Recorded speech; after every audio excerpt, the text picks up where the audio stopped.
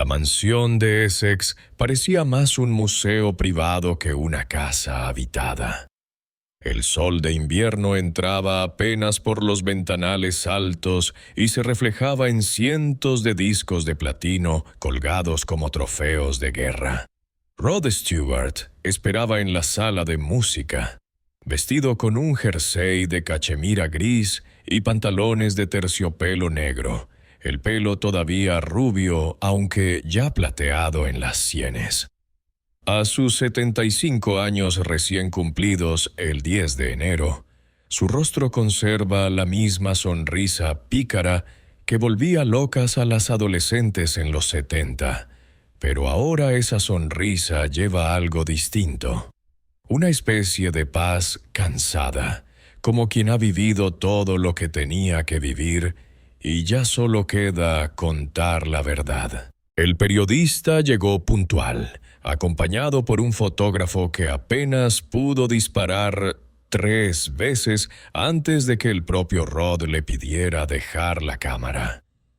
«Hoy no quiero posar, quiero hablar», dijo mientras servía él mismo el té en tazas de porcelana fina que, según explicó después, habían pertenecido a su madre. Fue entonces cuando abrió la caja fuerte camuflada detrás de un cuadro de Celia, su actual esposa. Dentro había 8 sobres de cuero marrón, cada uno con el nombre de un hijo grabado en letras doradas, y debajo cientos de cintas DAT, casetes VHS de los 80, minidiscs y hasta algunos archivos en discos duros externos más recientes. «Aquí está mi verdadero legado», murmuró mientras acariciaba los sobres, como quien toca reliquias. Durante los primeros 20 minutos, intentó explicar por qué nunca había hablado de esto. Dijo que al principio fue por vergüenza. Un rockero que llenaba estadios cantando sobre sexo y whisky no podía permitirse mostrar que en realidad pasaba las madrugadas llorando mientras escribía nanas. Luego fue por protección. No quería que sus hijos crecieran pensando que su padre los utilizaba para vender discos. Finalmente se convirtió en hábito, en un ritual sagrado que le permitía ser padre de verdad cuando el resto del mundo solo veía al showman. «En el escenario soy Rod Stewart, el que levanta la pierna y patea balones imaginarios. En casa, cuando escribo estas canciones, soy simplemente Roderick David Stewart, el padre que a veces llegó tarde y que siempre intentó compensarlo con música». La primera canción nació la noche del 21 de noviembre de 1963, pocas horas después de que Sarah, su hija mayor con Alana Stewart, diera su primer llanto en una clínica londinense. Rod tenía 18 años. Aún no era famoso y trabajaba como aprendiz de jardinero en el cementerio de Highgate. Regresó a casa con las manos llenas de tierra y encontró a la niña dormida en la cuna. Algo se rompió dentro de él. La certeza de que ya nunca volvería a ser solo un chico.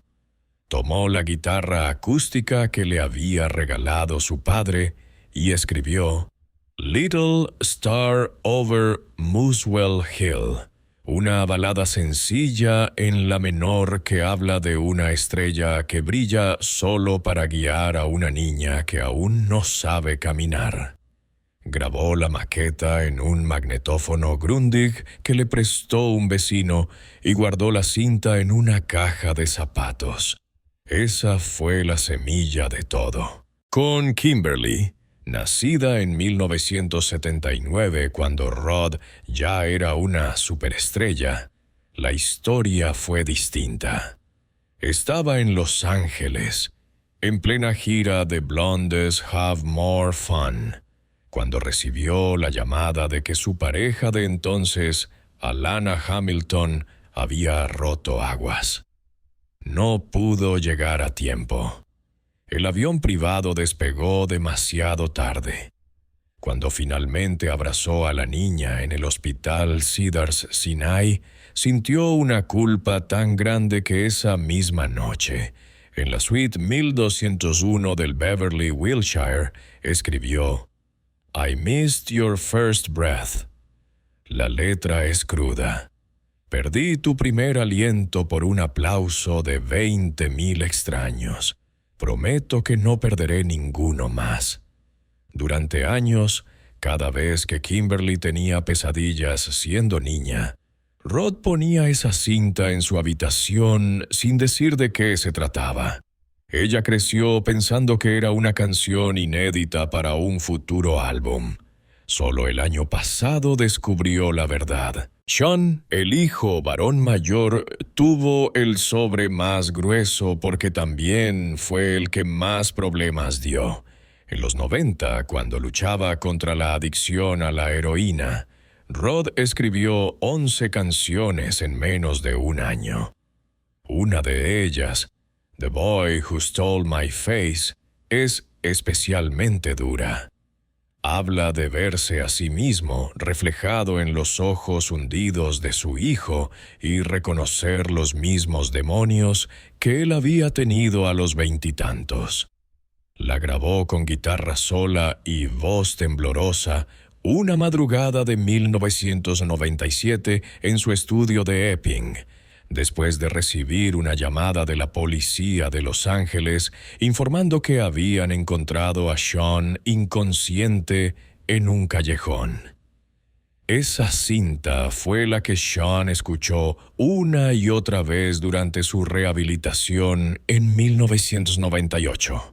Hoy, con 41 y tantos años, dice que esa canción le salvó la vida. Ruby, la cuarta hija, nacida en 1987 de su relación con Kelly Emberg, fue la que inspiró las canciones más alegres.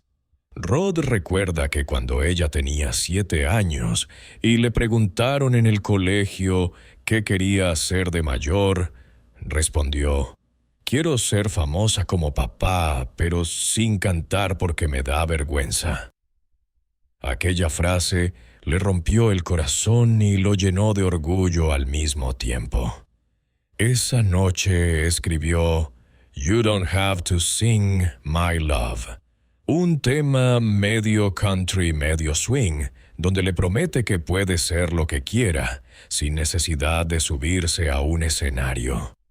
Años después, cuando Ruby empezó a trabajar como bailarina y luego como influencer, Rod le envió la grabación original con una nota. «Te dije que no tenías que cantar, pero mira cómo bailas. Llevas el ritmo en la sangre». Alastair, nacido en 2005 cuando Rod ya tenía 60 años, representa la otra cara de la paternidad tardía. La canción más emotiva dedicada a él se llama Old Man, Young Heart, y la escribió el día que lo llevó por primera vez al colegio. Rod cuenta que mientras veía a su hijo pequeño correr hacia la puerta con la mochila más grande que él, se dio cuenta de que probablemente no estaría vivo para ver su graduación universitaria. La letra es una promesa y una despedida anticipada. Si algún día me buscas y no estoy, escucha esta canción y sabrás que nunca me fui. Alastair, que hoy tiene 20 años y estudia producción musical, dice que escucha esa canción cada vez que duda de sí mismo. Con Renee y Liam, los dos menores nacidos de su matrimonio con Penny Lancaster, las canciones cambiaron de tono. Ya no había culpa ni miedo, solo una especie de gratitud serena. Para Renee escribió Blue Eyes Like Your Mother, el día que la niña, con apenas 4 años, le preguntó por qué él salía tanto en la televisión. Rod se sentó con ella en el jardín y le explicó que trabajaba cantando para poder comprarle helados y juguetes. Esa noche compuso una canción infantil con coros y palmadas que todavía hoy la familia canta en las cenas de Navidad. Para Liam, el Benjamín, la última canción conocida hasta ahora se titula The Last One y la terminó el día que cumplió 18 años, en septiembre de 2022. Es un blues lento donde Rod reflexiona sobre haber cerrado el capítulo de la paternidad biológica y sobre cómo, de alguna manera, todas las canciones anteriores habían sido ensayos para poder decirle al último exactamente lo que sentía. La noche de la gran revelación familiar tuvo lugar en diciembre de 2023. En la casa de Palm Beach que Rod compró en los 90. Habían pasado casi 2 años de pandemia. Los hijos mayores trajeron a sus propios hijos y, por primera vez en mucho tiempo, los 8 hermanos estaban juntos bajo el mismo techo. Después de la cena, Aiden, el menor de los nietos, pidió que el abuelo cantara. Rod empezó con los clásicos: Sailing, Maggie May, Dad y I Think I'm Sexy. Pero los hijos mayores intercambiaron miradas y Sean tomó la palabra. Papá, ahora canta una de las nuestras. Rod intentó hacerse el despistado, pero Kimberly ya había encontrado la caja fuerte abierta días antes mientras buscaba un álbum de fotos antiguo. Entre todos lo convencieron. Sacó la vieja guitarra Martin de 1968 y empezó con Little Star Over Muswell Hill, dedicada a Sarah.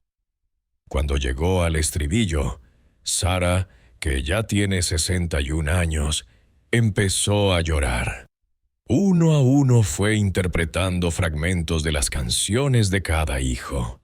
Hubo risas cuando llegó a la de Ruby, llanto silencioso con la de Sean y un silencio absoluto cuando cantó la dedicada a Liam. Al terminar, la sala entera estaba en lágrimas, incluso los nietos que apenas entendían lo que pasaba. Penny Lancaster, que había estado al tanto del secreto desde hacía años, pero nunca había escuchado todas las canciones juntas, se acercó y le dijo una sola frase: «Esto es más grande que cualquier número 1 que hayas tenido». Fue entonces cuando los hijos propusieron grabar un álbum, no como un proyecto comercial, sino como un regalo al mundo y, sobre todo, como una forma de cerrar el círculo. Rod se resistió al principio. Dijo que esas canciones eran demasiado personales, que la gente esperaba de él himnos para estadios, no confesiones de padre imperfecto. Pero Alastair, con la seguridad que solo tienen los 20 años, respondió: «Precisamente por eso el mundo necesita oírlas». Durante los meses siguientes se organizaron sesiones informales en el estudio casero. Cada hijo eligió la canción que más le había marcado y decidieron quién la cantaría. Sarah cantará su nana original a capella. Sean hará dueto con su padre en The Boy Who Stole My Face. Kimberly grabará I Missed Your First Breath con cuerdas y piano porque, según dice, ya no duele tanto como antes. Liam será el productor principal porque es quien mejor conoce los nuevos programas de grabación. Incluso Aiden, el nieto de 9 años, participará en los coros de la canción dedicada a René. El álbum, que aún no tiene fecha definitiva pero se espera para finales de 2026 o principios de 2027, llevará por título provisional 8 latidos y constará de 24 canciones seleccionadas entre las más de 300 existentes. Rod ha sido claro: no habrá promoción tradicional, No habrá gira. Quizás ni siquiera videoclips. Solo saldrá en vinilo edición limitada y en plataformas digitales. Y todas las ganancias irán a fundaciones que ayudan a padres e hijos con problemas de adicción, precisamente por la experiencia vivida con Sean. La decisión de publicar el álbum no fue tomada a la ligera. Durante todo el año 2024, Rod Stewart se encerró varias veces con su abogado de confianza y con su manager para discutir las implicaciones legales y emocionales de abrir al público algo que había sido, durante más de 60 años, su único espacio absolutamente privado. El miedo más grande no era el juicio de la crítica musical, sino el de sus propios hijos. Temía que al sacar a la luz aquellas canciones tan crudas, tan llenas de reproches hacia sí mismo, pudiera herirlos o exponerlos de una manera que ellos no deseaban. En una reunión familiar celebrada en la terraza de la Casa de Los Ángeles, bajo la luz de la luna y con el océano Pacífico de fondo, cada uno de los 8 tomó la palabra. Sarah, la mayor, habló primero y con voz firme dijo que no solo daba su permiso, sino que lo consideraba un deber. Papá, llevas toda la vida pidiéndonos perdón por no haber estado siempre. Ahora deja que el mundo vea por qué merecía ser perdonado. Kimberly contó que durante años había sentido celos de las canciones dedicadas a sus hermanos menores, porque las suyas eran más tristes, más cargadas de ausencia. Pero al escucharlas todas juntas, comprendió que la tristeza de aquellas letras era también una prueba de amor. Sean fue el más contundente. Si una sola persona que esté luchando con la adicción escucha The Boy Who Stole My Face y decide pedir ayuda, ya habrá valido la pena. Incluso Liam, el más joven y el que siempre había vivido bajo la sombra protectora de un padre ya mayor y famoso, pidió que se incluyera la canción que Rod escribió cuando él tenía 15 años y se encerró 3 días en su cuarto después de una discusión. Esa canción, titulada The Door You Slammed, es quizás la más rockera de toda la colección, y habla de un padre que aprende a callar para que su hijo adolescente pueda gritar. Liam dijo que quería cantarla él mismo, con su voz, para cerrar el círculo y demostrar que ya no era aquel chico enfadado. Durante semanas, la casa de Essex se convirtió en un estudio improvisado. Rod había mandado traer a Londres al ingeniero de sonido que llevaba trabajando con él desde los tiempos de Faces. Un hombre de 78 años que conocía cada secreto de su voz. Juntos revisaron cinta por cinta, algunas tan antiguas que la óxido había comenzado a comerse la capa magnética. En ciertos casos, tuvieron que hornear las cintas a baja temperatura para recuperar el audio. Hubo momentos de gran emoción cuando apareció una grabación de 1981 en la que se escucha a una Kimberly de 2 años balbuceando al fondo mientras Rod canta I Missed Your First Breath. Decidieron dejar ese balbuceo infantil tal cual, como testimonio de que la canción nació literalmente el mismo día que la niña. Penny Lancaster asumió el papel de productora ejecutiva y se encargó de que cada hijo tuviera voz y voto en la elección final de las 24 canciones.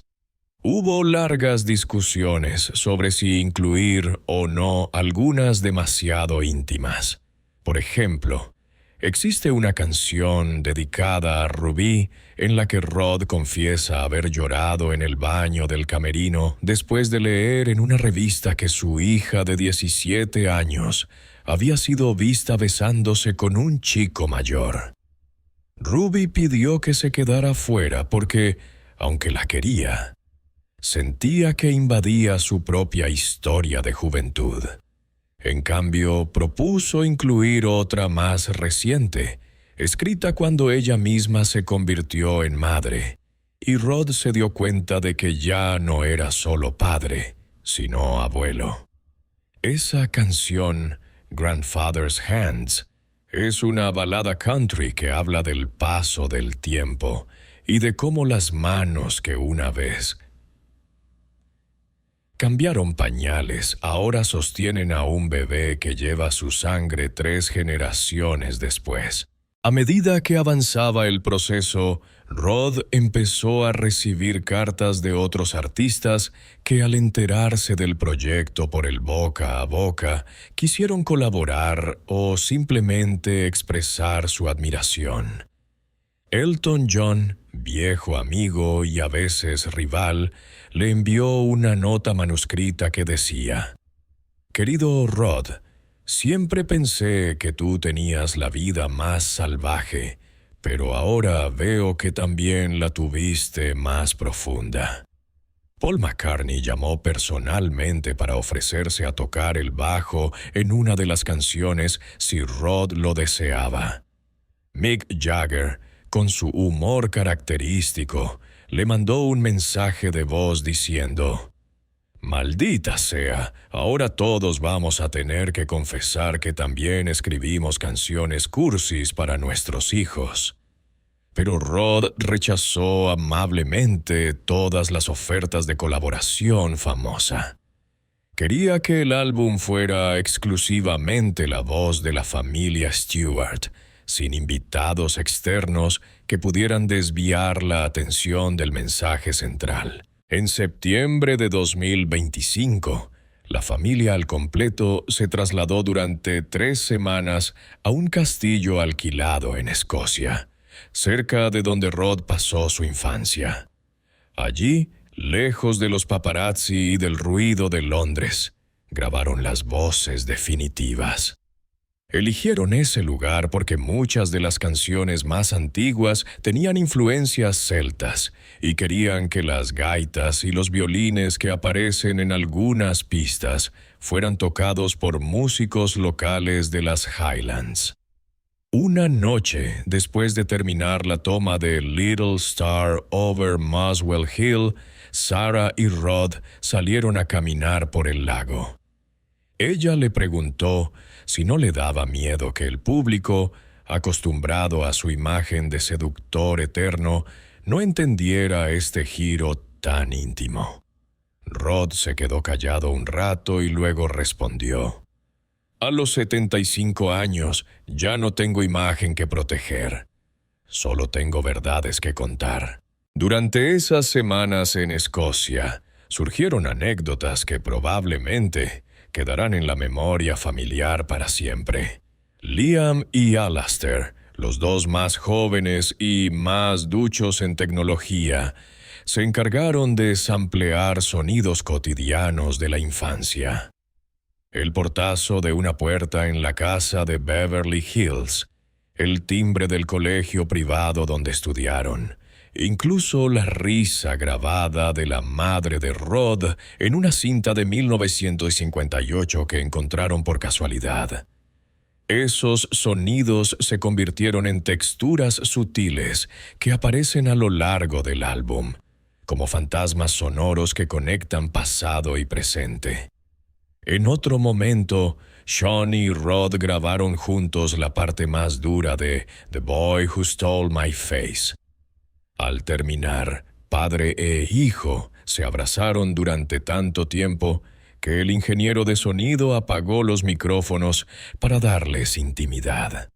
Nadie habló durante varios minutos. Cuando volvieron a Inglaterra, el álbum estaba prácticamente terminado. Solo faltaba la canción que cerraría el disco, una pieza nueva que Rod escribió durante el viaje de regreso en el jet privado. Se titula 8 Heartbeats in One Chest, y es una reflexión sobre cómo cada uno de sus hijos vive dentro de él, latiendo al mismo tiempo que su propio corazón envejecido. La grabó en una sola toma, con la voz quebrada y sin efectos. Al terminar, dijo que esa sería la última canción que escribiría en su vida dedicada exclusivamente a la paternidad. Hoy, noviembre de 2025, el álbum 8 Latidos está en fase de masterización final. La portada será una fotografía tomada por Penny Lancaster en la misma sala de música de Essex donde todo comenzó. Rod sentado en el suelo, rodeado por sus 8 hijos y varios de sus nietos, todos mirando a la cámara con la misma expresión de quien acaba de compartir un secreto demasiado grande. No habrá títulos en la portada, solo esa imagen y la frase manuscrita para los 8 que me enseñaron a ser hombre. La familia ha decidido que el lanzamiento será el 10 de enero de 2027, el día que Rod cumpla 82 años. No habrá rueda de prensa tradicional ni entrevistas en televisión. En su lugar, organizarán un único concierto privado en el estadio Celtic Park de Glasgow, el lugar donde Rod vio su primer partido de fútbol con su padre cuando tenía 5 años. Solo asistirán 10,000 personas, familiares, amigos de toda la vida y seguidores que serán elegidos por sorteo entre aquellos que envíen una carta contando por qué la paternidad o la música les cambió la vida. El concierto será grabado y se emitirá en streaming gratuito en todo el mundo. Rod ha dicho que ese día subirá al escenario sin peluquín, sin traje brillante, sin patadas al aire, solo con una guitarra acústica y sus 8 hijos a su lado. Cantarán las 24 canciones del álbum en orden cronológico, desde la primera nana para Sarah hasta la última escrita en el avión. Al final, cuando suene 8 Heartbeats in One Chest, Rod bajará del escenario y se sentará entre el público como uno más para escuchar cómo sus hijos terminan la canción sin él. Será su manera de decir adiós a la parte más pública de su vida y de entregar, por fin, el testigo. Muchos se preguntan si este será el último acto discográfico de una carrera que abarca 7 décadas. Rod responde que ya no le importa ser recordado como el cantante de Maggie May o como el hombre que llenó Wembley 80 veces. Quiere ser recordado como el padre que, a pesar de los aviones privados, los excesos y la fama, encontró la forma de estar presente cuando más importaba. En una cinta de casete, en una noche de insomnio, en una canción que nadie más escucharía hasta que sus hijos decidieron que el mundo también la merecía. ¿Y tú, lector, qué harías si descubrieras que tu padre o tu madre guardó durante décadas cientos de canciones, cartas o dibujos dedicados solo a ti? ¿Las compartirías con el mundo o las guardarías celosamente como el tesoro más privado que existe? Reserva ya tu acceso anticipado al concierto de Glasgow y al vinilo numerado de 8 Latidos. Solo se fabricarán 8,000 copias en todo el mundo, una por cada año que Rod Stewart ha sido padre. Entra ahora en 8latidos.com y forma parte de la historia familiar más conmovedora del rock.